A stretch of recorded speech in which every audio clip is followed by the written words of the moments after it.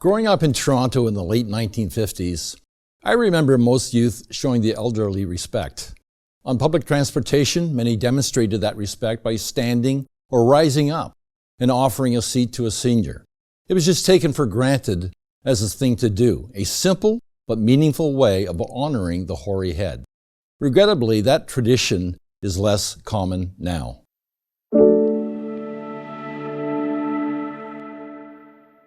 What is often called the generation gap refers to differences in opinion and preferences that seem to exist between one generation and another, often involving facets of life such as clothing styles, music and entertainment, and the use of technology. The previous generation is seen as a group whose time has passed, to be supplanted by a newer and improved generation that considers the seniors of society a financial burden. Most people accept average life expectancy as a general gauge of a country's overall health. In most parts of the ancient world, life was short, especially in cities. Average life expectancy in the Roman Empire, as an example, was around 50 years, when excluding high infant mortality rates.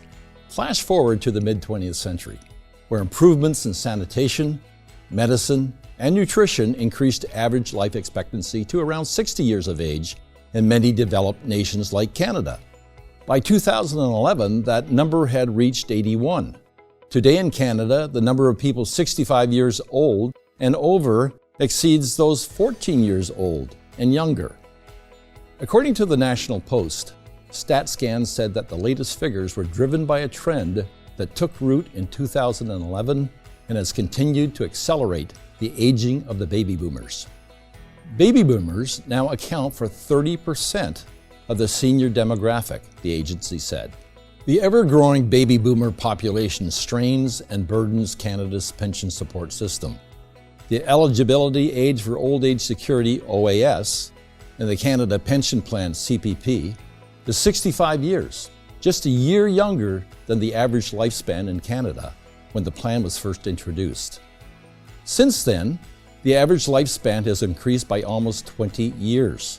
The primary reason, however, as to why the large number of older baby boomers are stressing the system is due to the fact that younger generations are not having enough children. Falling birth rates over the past 40 years mean fewer young workers and less contribution to the economy. Is there discrimination toward the elderly, often referred to as ageism? Does the generation gap reinforce this sentiment of scorn towards those who are advanced in years? In a 2014 article, David Cates asks, "What do you think of when we talk about seniors? Do you think of someone who is rich with life experience, perhaps a grandparent working hard in the community to share his or her expertise and wisdom with younger generations? Do you think of a poor, helpless old man or woman, isolated and unable to leave their house?" He goes on to illustrate that a severe problem has developed. A 2013 report on ageism from the International Federation on Aging, or IFA, illustrated that 63% of seniors aged 66 or older said they had been treated differently because of their age, while a third of all respondents admitted to having treated someone differently because of their age. Among Gen X and Y respondents, the number was 43% and 42% respectively. Over 1 in 5 respondents, furthermore, said they believed older Canadians were a burden on society. Cates points to Greg Shaw, the head of the IFA, who says that such unwarranted discrimination against the elderly is widespread in Canada, something Shaw hopes to combat by bringing the young and the old together in shared activities. In ancient Israel, instruction was given regarding respect for the elderly. "You shall rise before the gray-headed and honor the presence of an old man."